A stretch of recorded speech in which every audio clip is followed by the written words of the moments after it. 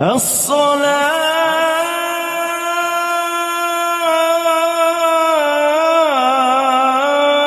خير من النوم. الصلاة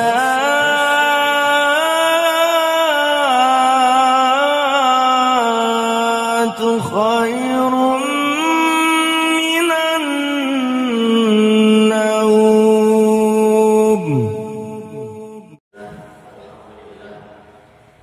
Wassalatu wassalamu ala Rasulillah wa ala alihi wa sahbihi wa man amma ba'du.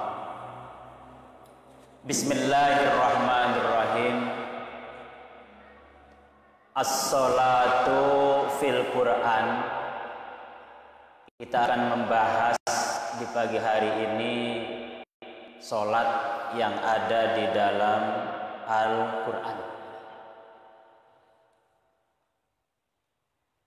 Pertama, hudal lil muttaqin. Salah satu ciri muttaqin maksudnya orang yang takwa. Wa yuqimunas sholata, mendirikan salat. Jadi salat itu salah satu ciri bahwa dia adalah muttaqin. Jadi ketika ada orang tidak sholat lalu dia mengaku takwa, berarti takwanya itu palsu. Kemudian qad aflahal mu'minun, salah satu ciri orang yang beriman, alladzina hum fi sholatihim khashi'un. Sholat. Di sholat itu salah satu ciri bahwa dia adalah orang yang beriman.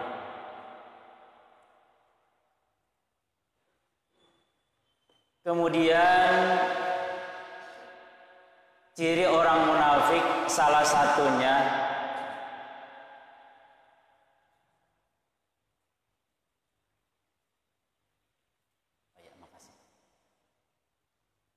wa iza qamu ila sholati, saat dikumandangkan azan untuk didirikan sholat, qamu kusala, si orang tersebut malas.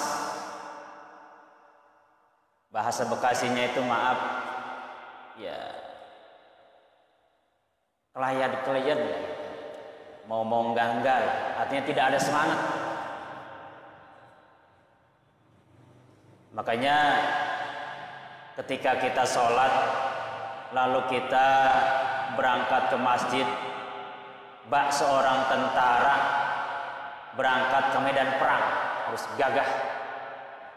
Jadi jangan, langkahnya itu jangan lemes, jadi harus tegap. Kita ke masjid harus tegap, kemudian kita berjajar seperti tentara yang mau perang. Takbir pun badan harus kumu. Kumu itu harus tegak. Begitu berdasarkan Al-Quran. Allah, jadi harus tegak. Jadi jangan Allah, jangan lemes. Allah, tegak. Kemudian juga memberi salamnya juga jangan Assalamualaikum warahmatullahi wabarakatuh, lemes. Jadi harus tegak. Assalamualaikum warahmatullahi wabarakatuh. Jadi harus dalam posisi kumu, tegak. Jadi ciri orang munafik itu sholatnya tuh lemes. Allah, ya lemes. Datang ke masjidnya juga seperti orang kalah perang. Jadi ciri orang beriman itu kalau ke masjid harus seperti bak seorang tentara yang pergi ke medan tempur, bak seorang sahabat pergi ke perang Badar, bak seorang yang mencintai pergi kepada yang ia cintai. Jadi harus begitu gagah, begitu semangat. Jadi ciri orang munafik itu ketika dikumandangkan waktu sholat itu terlihat dari malasnya. Kemudian ancaman buat orang yang tidak sholat, masalakakum fi sakor. Ada sebuah nama neraka, dari 7 nama itu namanya sakor. Masalakakum fi sakor. Kenapa ada di neraka sakor? Qalu lam naku minal musallin. Ya Allah, kami memang pantas ada di tempat ini karena memang kami waktu di dunia tidak pernah sholat. Kemudian orang yang sholat dijanjikan oleh Allah, walladzina hum ala sholawatihim yuhafizun. Orang yang memelihara sholatnya subuh, zuhur, asar, maghrib, isya, ulaika humul warisun, dapat warisan. Apa warisannya? Alladzina yarisun, warisannya itu al-firdaus, yaitu berupa surga firdaus. Hum fiha khalidun, dia akan kekal di dalamnya. Jadi ketika kita sholat lalu Allah janjikan surga firdaus dan kita masuk surga firdaus, itu bukan karena sholatnya, tapi karena janji Allahnya, bukan karena sholat. Makanya ada 3 ucapan orang ketika masuk surga. Ini pernah saya bahas di awal. Di antara ucapannya itu, alhamdulillah alladzi hadana lihada wa ma kunna linahtadiya laula an hadanallah. Ya Allah, aku puji Engkau, begitu besar nikmat-Mu.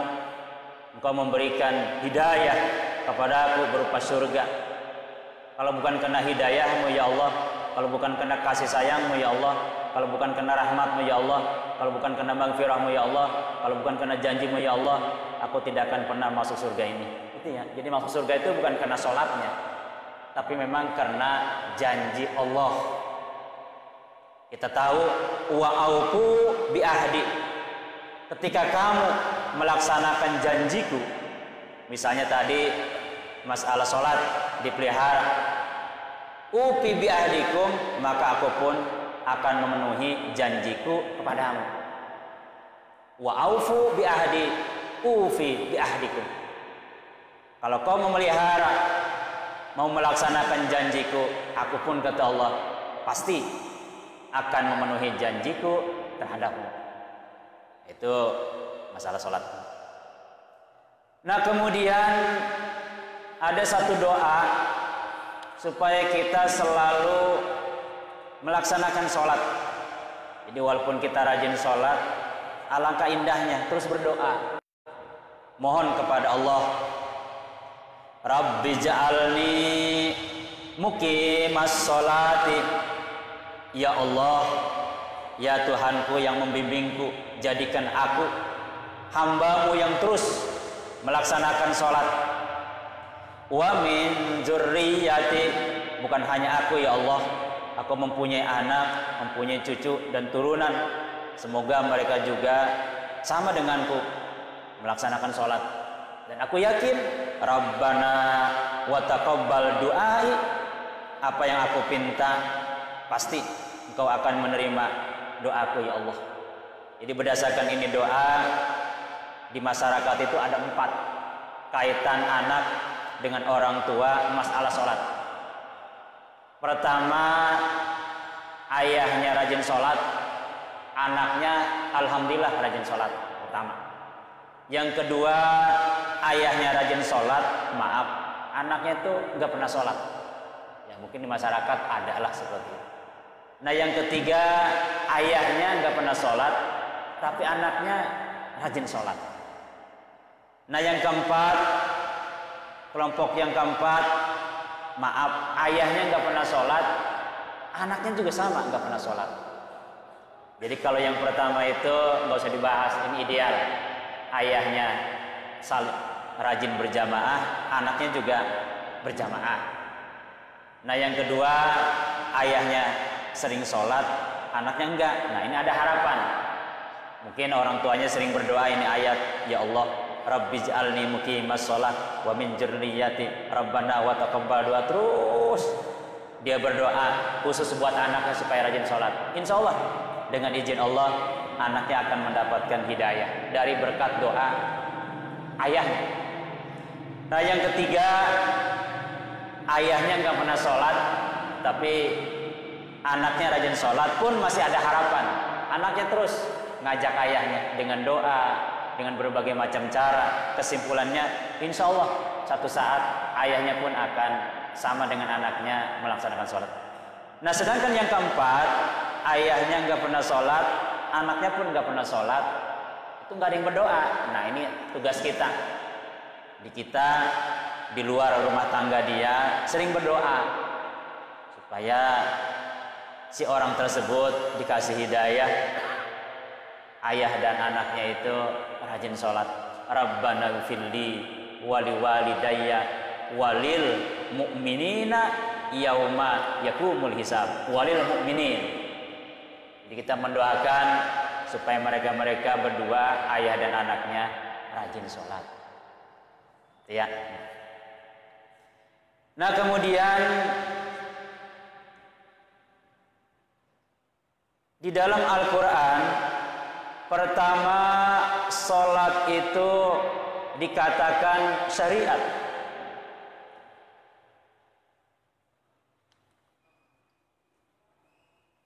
Summa ja'alnaka ala syari'ati minal amri fattabiha. Syariat.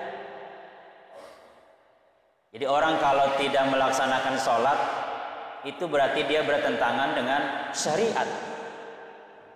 Summa ja'alnaka ala syariat, kami jadikan kepadamu ya Rasulullah syariat. Contohnya sholat. Misalnya orang itu hebat, orang itu pintar, orang itu terkenal, orang itu ilmunya tinggi. Tapi kalau dia enggak sholat, orang itu berarti bertentangan dengan syariat. Satu. Kemudian ada istilah torekat. Torekat ini Bapak jangan berpikir terlalu jauh. Ini kita kaitan dengan sholat aja. Wa allaw istaqamu ala tariqati la asqainahum ma'an ghadaqah. Tariqat.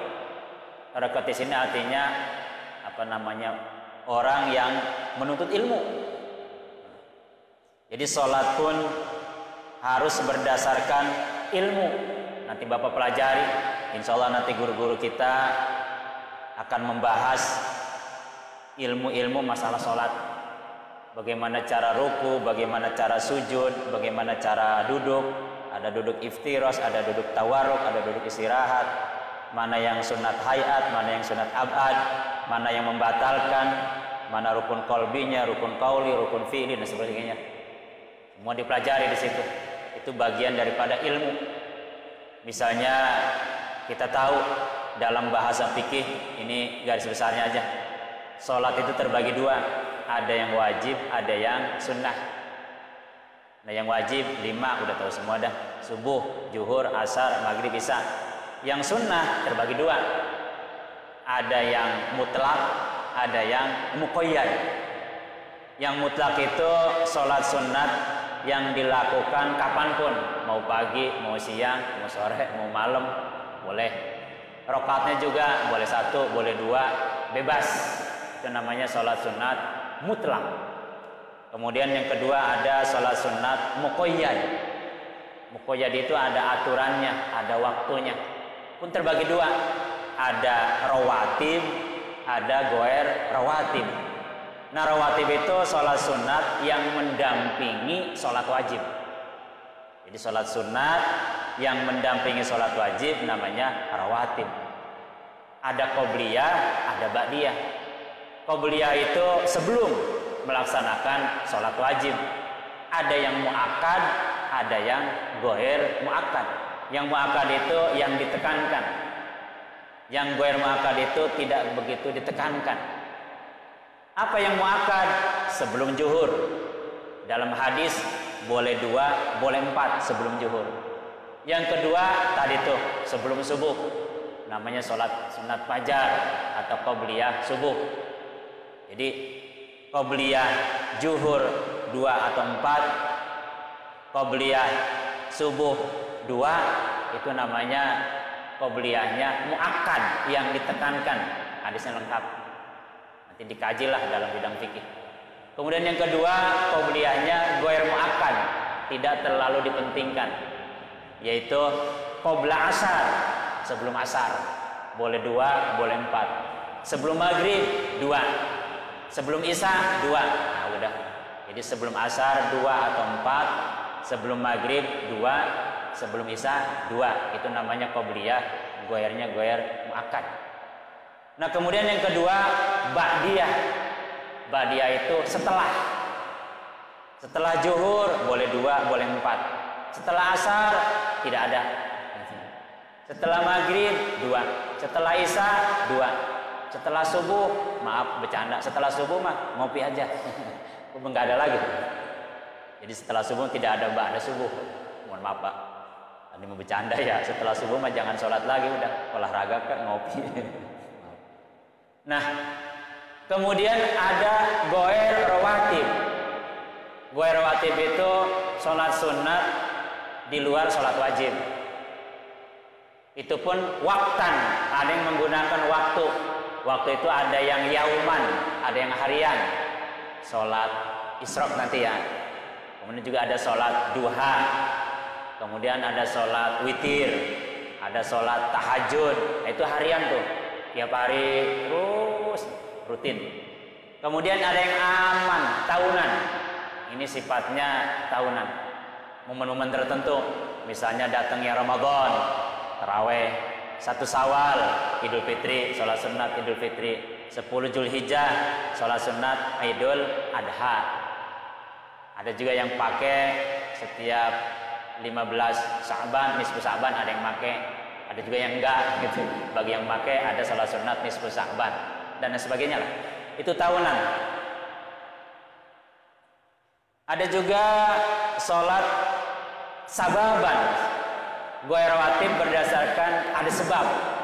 Kalau nggak ada sebab mah tidak perlu sholat. Misalnya ya ada yang meninggal jenazah, adanya gerhana bulan khusuf, adanya gerhana matahari khusuf dan sebagainya. Tidak ada sebab.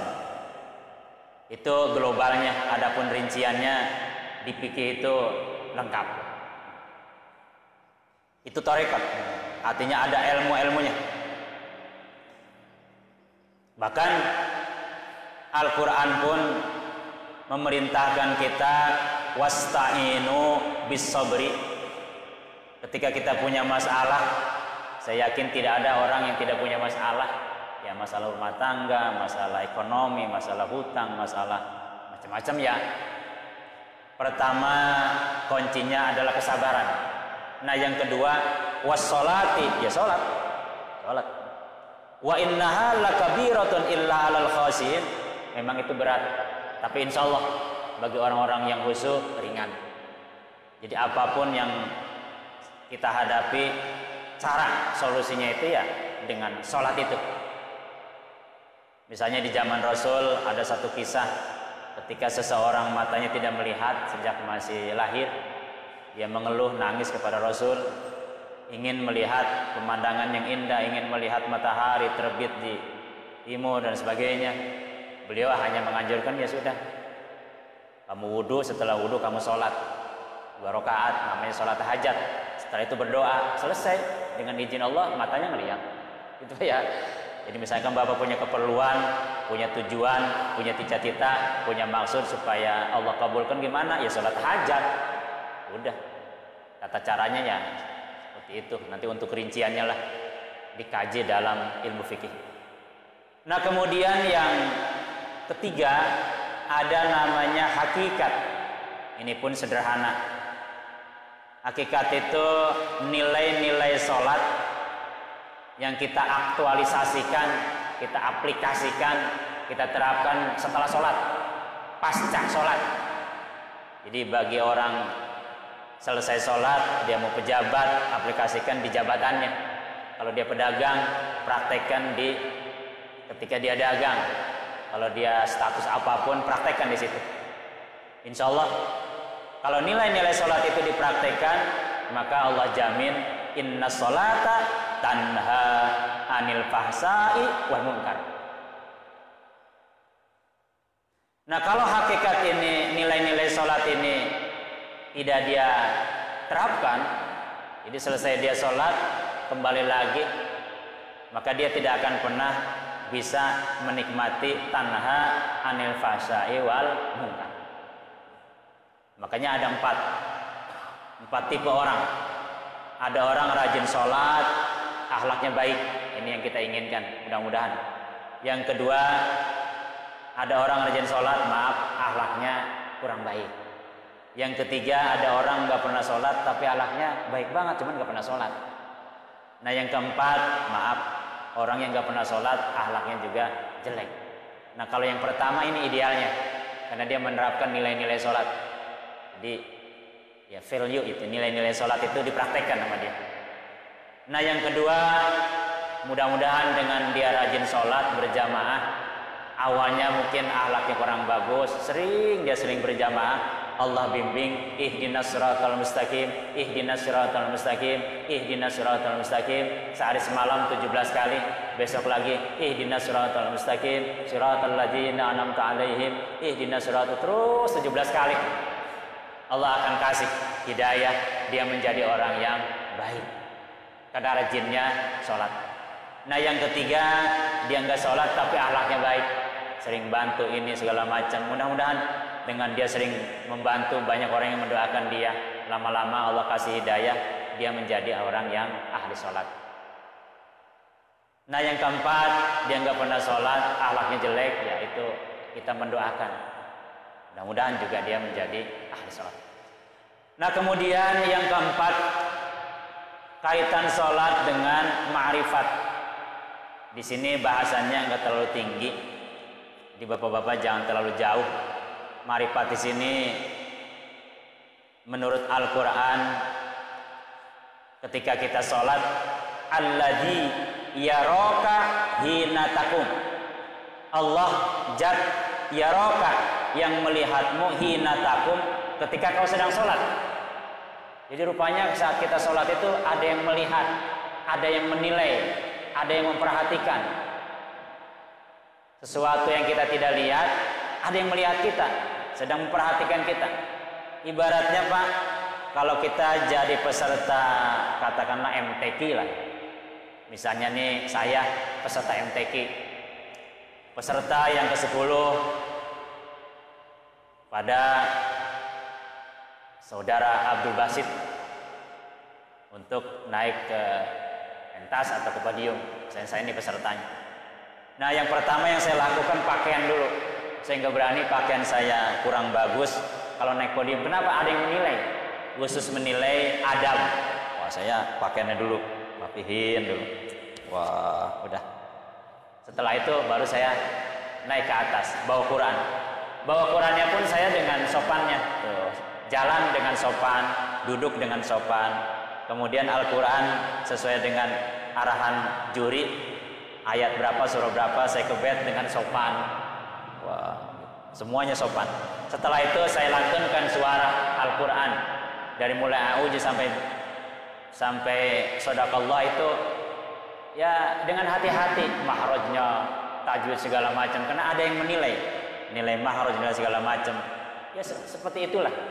Jadi bapak-bapak kalau sedang sholat, pertama pakaian dulu, pakaian perhatikan, terus khuju zinatakum inda kulli masjidin, pakaian rapihin dulu, setelah pakaian rapi, hati-hati dari mulai awal, niatkan lillah, niatkan karena Allah terus, karena niat ini sangat berpengaruh. Ada orang sholatnya sama, takbirnya sama, berjamaahnya sama, masjid yang ditempatinya sama, imamnya sama, tapi karena niatnya berbeda, ya hasilnya juga berbeda. Contoh. Mudah-mudahan contoh ini hanya satu. Ini mah hanya contoh yang mudah-mudahan contoh ini nggak ada. Pertama, ada orang sholat berjamaah itu karena dia merasa malu. Waduh, kalau saya nggak berjamaah saya malu. Saya kan DKM. Waduh, saya kalau nggak berjamaah saya malu karena saya ustad. Maaf, mudah-mudahan nggak ada. Waduh, saya kalau nggak ikut berjamaah saya malu karena saya donatur. Waduh, kalau saya nggak ikut berjamaah saya malu karena saya kan dewan di sini. Misalnya ya, jadi ikut berjamaah itu karena malu gitu. Apa kata orang lah kalau saya nggak berjamaah? Boleh. Cuma ibarat sekolah mah masih TK 0 kecil lah gitu. Mohon maaf nih. Mohon maaf. Bapak-bapak nggak setuju nggak apa-apa, ini juga contoh ya. Ada yang sholat itu ya karena ingin menunjukkan status, ingin ya menyombongkan diri lah, merasain. Waduh, saya kan ustadz, saya harus ya, berjamaah gitu. Karena wah macam-macam dah. Atau ada juga yang sholatnya karena disamper. Waduh, saya kalau nggak disamper saya nggak pergi ah. Ketika sholat berjamaah nggak ada, kemana nih ya? Ditanya, kok tadi nggak berjamaah? Ya di situnya nggak nyamper saya udah nunggu di rumah. Udah nggak jadi ya sholatnya.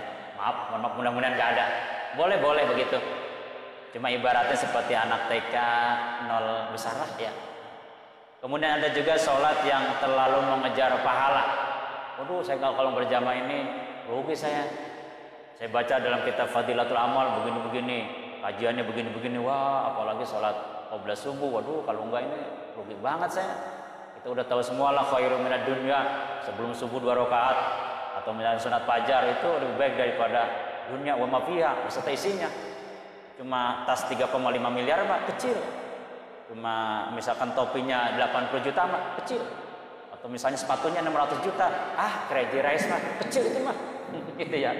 Dengan sholat sunat qobliyah subuh ya harga mobilnya 17M kecil yang begitu mah.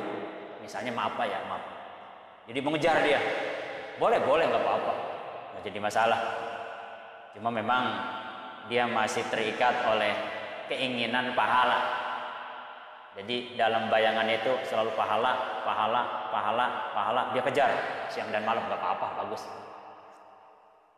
Ada juga orang sholat itu memang takut akan neraka. Waduh, masalah kakum pisakor. Saya kalau nggak sholat, wah ini ancamannya neraka sakor itu. Kalau lam nakum minal musholin, wah saya. Maka dia gemeter sholatnya itu karena membayangin betapa dahsyat siksa neraka. Ada juga orang sholat berjamaah itu kena senyum mengharapkan surga. Ulaika humul warisun alladzina yarisunal firdaus. Wah, terbayang bagaimana indahnya surga firdaus.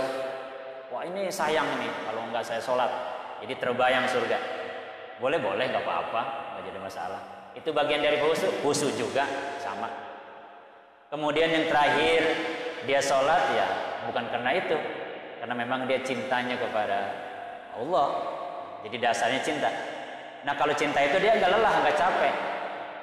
Jadi terasa jauh, terasa dekat, berat terasa ringan, lama terasa sebentar. Orang cinta kok. Seperti gini ada satu ilustrasi lah. Jadi misalnya ilustrasinya gini, si Karis nih, dia mau kekasihnya ke Laila. Ini hanya ilustrasi. Dia saking cintanya sama Laila, lalu dia ya ke rumah menghampiri, menemui Laila. Ada seseorang lagi sholat,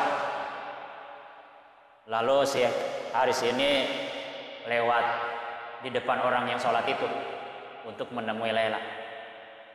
Setelah orang itu sholat, dia dalam hatinya, ini tadi si Haris lewat depan saya, gak permisi lagi, saya lagi sholat juga, gak sopan banget tuh anak gitu.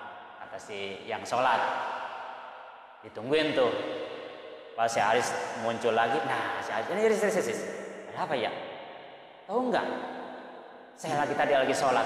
Maksudnya saya tadi lagi sholat, di situ lewat. Tahu nggak saya sedang sholat? Orang kalau lagi sholat ada yang lewat itu hukumnya haram. Lewat situ kan tahu nggak di situ? Aduh maaf, saya tidak tahu kalau ada orang di situ. Saya kan lagi jatuh cinta sama si Laila. Saya benar-benar nggak tahu yang ada dalam benak saya itu si Laila. Di situ nggak kelihatan. Maaf. Cuman di situ aja menghadap kepada Allah masih ngelihat saya lewat. Paham maksudnya ya? Hanya mencintai Laila aja, nggak kelihatan yang sholatnya. Ada orang, masa orang sholat menghadap kepada Allah, ada yang lewat, dia tahu. Berarti cintanya masih bagusan si Haris ke Laila. Maaf ya. Maaf itu ilustrasi aja gitu. Nah itu masalah. Jadi ma'rifat ini sederhananya seperti itu.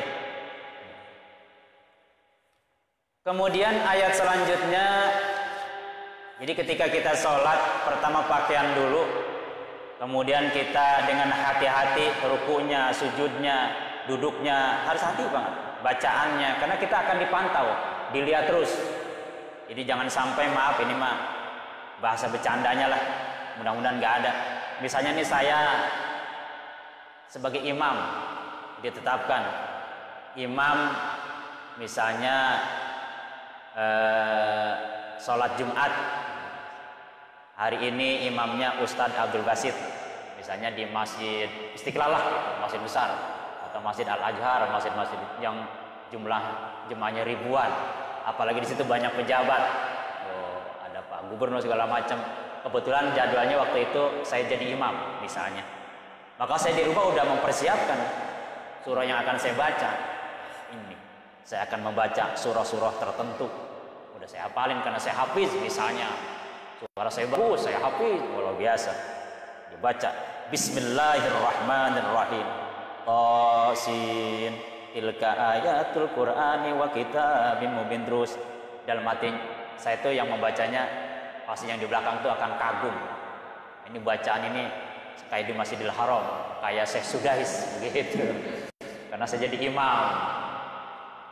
Nah ketika jadi imam saya pakai gamis, pakai minyak wangi, pakai sorban segala macam, wah luar biasa. Nah ketika saya sholat sendirian di rumah, kan nggak ada yang lihat, gubernur juga nggak ada yang nyorot lagi. Ya saya bacanya, ya nggak ada yang lihat. Qul huwallahu ahad, nggak ada yang lihat kok. Maaf ya, itu berarti orang itu belum ma'rifat dalam sholat. Karena yang pertama dia ingin menunjuk status sebagai imam besar di masjid tertentu. Ketika dia di rumah mah, ya pakaiannya juga biasa-biasa aja. Surahnya juga enggak surah yang dibaca jadi imam. Mohon maaf Pak, mohon maaf. Mudah-mudahan enggak ada lah. Mudah-mudahan enggak ada yang gitu. Wa taqallubaka fis sajidin. Kemudian ciri ma'rifat di dalam sholat itu dia meyakini wa taqallubaka fis sajidin, engkau itu dibulak-balikan oleh Allah ketika sujud. Jadi sujud itu Pak satu perbuatan nikmat terbesar yang Allah berikan itu, ya kita bisa sujud. Karena untuk bisa sujud itu nggak mudah Pak, nggak gampang, itu pilihan Allah. Jadi kita meyakini bisanya sujud itu bukan karena rajinnya kita, bukan karena kita ngerti hukum, bukan karena kita sering ngaji, bukan. Kita bisa sujud itu kita yakini karena Allah milih kita untuk menjadi hamba yang sujud. Allahu Akbar gitu ya. Kita yakini itu. Kalau itu kita nggak yakini, khawatir kita anak khairun minhu, saya lebih baik daripada kamu yang nggak sholat berjamaah. Khawatir begitu. Walaupun mulut nggak ngomong, khawatir di dalam jiwa kita ada begitu. Jadi ngelihat orang nggak berjamaah teh, anak khairun minhu. Gitu, khawatir begitu. Walaupun mulutnya nggak ngomong, khawatir jiwanya ada seperti itulah. Nah, wa taqallubaka fis sajidin, dengan kita meyakini, oh, saya bisa sujud. Allahu Akbar, begitu nikmatnya, begitu indahnya, akrab, lebih dekatnya. Sebab yang paling dekat saat dengan Allah, akrab itu lebih dekat saat sedang sujud. Makanya hamba-hamba tertentu ketika sujud itu sambil menangis begitu lama. Jadi nanti bapak-bapak kalau di rumah sholat sendirian, bolehlah sujud, doa apapun biar lama terus gitu ya. Rabbij'al, wah bacaan banyaklah, bacaan sujud. Nanti bapak baca di hadis lengkap doa pada waktu sujud, itu hampir ada 7 riwayat, itu banyak doanya lengkap. Nah jadi dalam sholat itu ada syariatnya, ada tarekat ilmunya, ada hakikat nilai-nilai sholat kita praktekin, ada juga ma'rifatnya, merasa diri terus diawasi dan selalu nikmat berasal dari Allah. Nah, insya Allah kalau 4 ini kita praktekkan, kita insya Allah sholatnya terus akan menjadi baik. Syuruk jam berapa ya? Matahari syuruk 3:40 berapa? Matahari 40. Syuruk 45 syuruk ya. Oh, 45 berarti 10 menit lagi ya. 46 syuruk. Jadi jangan sampai ketinggalan nanti kita membahas sholat sunat syuruk lah kita ketinggalan. Itu sama juga bohong Pak. Ibaratnya seperti orang ngebahas duit padahal kantongnya kosong. Seperti dia ngebahas kerja dia sendiri pengangguran, model begitu. Karena kan kita khawatir juga dengan satu ayat yang bapak-bapak udah tahu dah. Ini ayat memang kalau saya baca, saya sering baca istighfar berkali-kali ya. Jadi kita ya sedikitlah ya menghindari ini ayat. Apa kata ini ayat? Kabura maqtan indallah antakulu ma la taf'alun. Ya ayyuhalladzina amanu lima taquluna ma la taf'alun. Kabura maqtan indallah antakulu ma la taf'alun. Dosa yang paling besar, kabura maqtan itu dosa yang paling besar indallah di sisi Allah itu antakulu ma la taf'alun. Kita ngomongin sholat sunat isyraq, kita sendiri nggak sholat, kan begitu maksudnya. Jangan sampai saya ngebahas sholat isyraq sampai kelewat. Nah, maksud saya ke situ Pak. Itu mengingatkan saya aja. Ittaqullah gitu ya. Usikum ke saya dulu nih. Usikum wa iyaya dulu. Wa iyaya bittaqullah. Jadi saya mewasiatkan iyaya saya dulu baru ke bapak-bapak. Kembali ke awal. Nah, kemudian sholat memang ada satu ayat ini dalam kajian tafsir, misalkan dalam tafsir Jalalain, tafsir Ibnu Katsir, tafsir Al-Maraghi, tafsir At-Tabari, tafsir Munir, banyaklah tafsir yang lain. Alam tara annallaha yusabbihu lahu man fis samawati. Semua yang ada di langit, matahari, wasyamsu tajri mustaqrilah, bulan, wal qamara qaddarnahu manazila hatta ada kalau jalan qadim. Kemudian juga wal kawakib, bintang, terus semua benda di atas di angkasa, baik planet, matahari, bulan, bintang, galaksi dan sebagainya. Wal ardi, bumi, ada tanah, ada air, ada angin, ada cahaya, macam-macam. Ada hewan, ada juga pohon, macam-macam. Bahkan Al-Quran sedikit menggambarkan wat-tairu safatin, burung yang terbang di atas. Kita lihat kalau di atas ada burung terbang. Kullun, semuanya qad alima sholatahu, mereka itu sedang sholat. Allahu Akbar. Coba bayangin, kullun, semuanya tuh yang di langit, matahari, bulan, bintang, segala macam. Di bumi ada cahaya, ada air, ada angin, ada hewan, ada pohon, segala macam semuanya. Bahkan burung yang terbang pun, hewan yang melata pun semuanya, kulun semuanya qad alima sholatahu, itu sedang sholat. Nah, disinilah para ulama itu terjadi perdebatan. Maksud sholat itu apa? Di tafsir itu juga ramai lah dibahas. Nah, cuman akhir-akhir ini ada yang mengatakan, ini pendapat Pak, boleh setuju boleh enggak, namanya juga pendapat.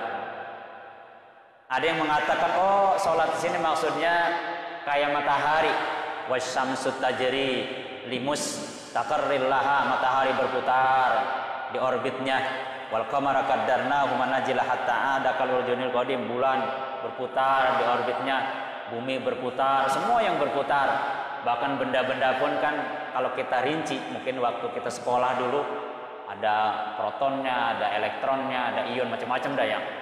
Itu kan berputar itu Pak. Jadi benda seperti air, seperti kofea, seperti kertas, seperti keramik, granit itu kan kalau kita belajar ilmu kimia itu kan bagaimana sih? Kimia dan fisika itu kan ada perputaran situ. Wah, kita tahu ada perputaran. Itu perputarannya itu membentuk sudut 360. Nah, di sini para ulama mengatakan kaitan sholat dengan 360. Nah, ini boleh setuju atau tidak? Nah, saya cuma baca doang Pak, baca di makalah begitu. Jadi ketika kita sholat, nah, Sholat itu kan kalau diri itu membentuk sudut 180. Wa qumu lillahi qanitin. Jadi kata Al-Quran itu wa qumu lillahi qanitin. Sholatlah menghadap kepada Allah dengan tegak. Bagi yang badannya sehat, tegak. Laksana seorang tentara atau TNI. Tegak, set. Itu membentuk sudut 180 lurus. Kemudian ketika kita ruku, dalam bahasa hadis seseorang itu ruku, kalau disimpan di atas punggungnya ini, lalu benda itu masih jatuh, belum sah. Maksudnya rukunya belum sempurna. Nah, supaya sempurna itu kan membentuk sudut 90. Tek tek ini gitu, Pak. Jadi kalau kita sudutnya di bawah 90, misalkan 80 ke situ, berarti benda jatuh. Kalau sudutnya di atas 90, misalkan membentuk sudut 100 derajat, maka dia begitu, maka benda pun jatuh. Kalau 90, tek tek. Nah, 90. Jadi ruku itu membentuk sudut 90. Allah sudah rancang. Oh, sudah rancang. Jadi badan kita itu sudah dirancang oleh Allah, ketika ruku membentuk sudut 90. Set. Kemudian ketika sujud membentuk sudut 45. Hadisnya lengkap lah. Oh, membentuk sudut 45. 2 kali sujud, 45 kali 2 90. 90 tambah ruku 90 180. Tambah diri 180. Berarti 360.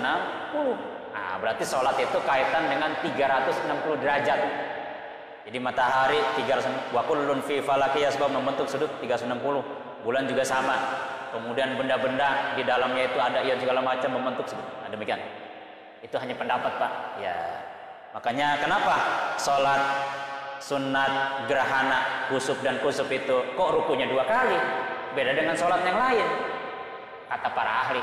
Karena yang namanya gerhana itu kan si bulan, bumi sama matahari kan membentuk sudut lurus tuh 180. Membentuk sudut 180. Makanya rukunya 2 kali. 90 tambah 90 180. Nah, gitu.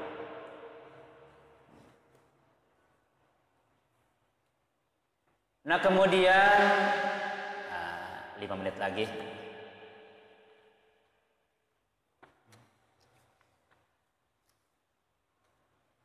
Inna sholata kanat alal mu'minina kitaban mawquta. Sholat ada waktu-waktunya. Ya, sekarang gampang lah, nggak perlu kita ngitung. Udah ada digital, lengkap. Jadi sholat itu ada waktu-waktunya. Zuhur kapan, waktu sebagainya dah. Itu sekarang mah sudah tidak perlu lagi kita bingung, karena memang sudah ada alat untuk bisa mengetahui waktu sholat. Nah, kemudian fawalli wajhaka satral masjidil haram wa min haitsu kharajta fawalli wajhaka satral masjidil haram. Jadi dimanapun kita sholat, Allah perintahkan hadapkan wajahmu ke Masjidil Haram. Ya, kiblat lah. Di sekarang itu untuk menentukan kiblat juga mudah, gampang. Apalagi di HP kan ada aplikasinya lah, mudah ya.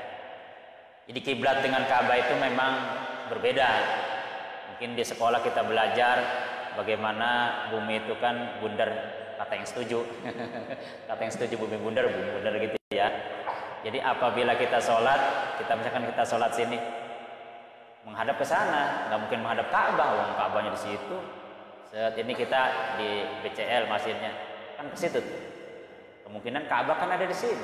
Kita sholat ke sana, nggak mungkin menghadap Ka'bah. Hanya kalau di elot, ini bahasa tukang bas. Kita sholat dari BCL, misalnya set di elot ke bawah pas di Ka'bah. Makanya mustaqbilal kiblat, bukan mustaqbilal Ka'bah. Nah, kalau di depan Ka'bah baru dan kita niatnya saya sholat mustaqbilal Ka'bah, menghadap Ka'bah, karena Ka'bahnya kelihatan. Kalau seperti kita di BCL, Ka'bahnya nggak kelihatan, ya udah menghadap kiblat, jadi nggak langsung ke Ka'bah, nah gitu.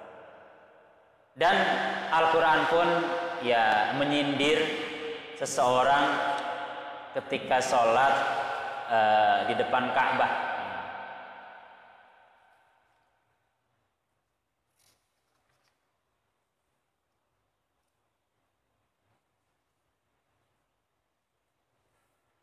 Wa makana sholatuhum indal baiti. Betapa banyak orang yang sholat di depannya ada Ka'bah illa muka'an wa tasdiyah. Itu seperti orang yang bersiul atau bertepuk. Artinya kalau akidahnya tidak diterapkan, tauhidnya tidak matang, nah, itu bisa bahaya karena dia khawatir meyakini bahwa Tuhan itu, Allah itu ya di Ka'bah gitu. Nah, nanti dibahaslah dalam kajian ilmu tauhid khusus masalah bab salat. Bagaimana jiwa kita inni wajjahtu wajhiya terus sampai kalimat inna sholati wa nusuki terus sampai kalimat lillahi sampai kalimat wa ma ana. Misalkan kita wa ma ana minal muslimin wa ma ana minal musyrikin. Jangan sampai kita musyrik wa ana minal muslimin. Kita harus muslim terus itu. Itu tujuannya supaya kita sholat walaupun di depan Ka'bah tidak meyakini bahwa Allah itu di depan. Nanti dibahaslah dalam kajian ilmu tauhid. Demikian sedikit mengenai masalah sholat ini. Kalau dikupas lagi mungkin masih banyak Pak karena memang waktunya terbatas dan alhamdulillah 1 menit lagi kita isyraq. Wallahu a'lam bishawab.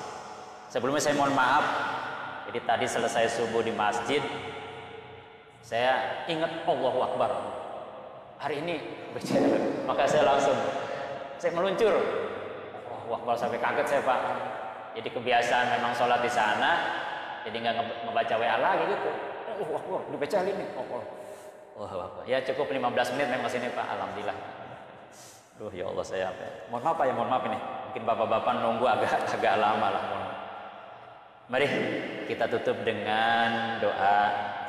Mudah-mudahan Allah berikan kita selalu sholat, menegakkan sholat, dan mudah-mudahan semua keluarga kita pun menegakkan sholat. Dan mudah-mudahan satu saat sesuai dengan janji Allah kita pun bersama-sama nanti ada di surganya Firdaus bersama orang yang ahli-ahli sholat. Amin. A'udzubillahi minasyaitonirrajim. Bismillahirrahmanirrahim. Alhamdulillahirabbil alamin. Allahumma shalli ala sayyidina Muhammadin wa ala ali sayyidina Muhammadin. Rabbana ma khalaqta hadza batila subhanaka faqina adzaban nar. Rabbana innaka man tudkhilin nar faqad ahzaita wa ma lizzalimin min ansar. Rabbana innana sami'na munadiyan yunadi lil iman an aminu bi rabbikum fa amanna. Rabbana faghfir lana dzunubana wa kaffir anna sayyi'atina wa tawaffana ma'al abrar. Rabbana wa atina ma wa'adtana ala rusulika wa la tuhzina yaumal qiyamah innaka la tukhliful mi'ad. Rabbana atina fid dunya hasanah wa fil akhirati hasanatan wa qina adzabannar. Subhana rabbika rabbil izzati amma yasifun wa salamun alal mursalin walhamdulillahi rabbil alamin. Al-Fatihah. A'udzubillahi minasyaitonir rajim. Bismillahirrahmanirrahim. Alhamdulillahi rabbil alamin. Ar-Rahmanir Rahim. Maliki yaumiddin. Iyyaka na'budu wa iyyaka nasta'in. Ihdinas siratal mustaqim. Siratal ladzina an'amta 'alaihim ghairil maghdubi 'alaihim waladdallin. Rabbana ighfir lana wa li walidayna. Assalamualaikum warahmatullahi wabarakatuh.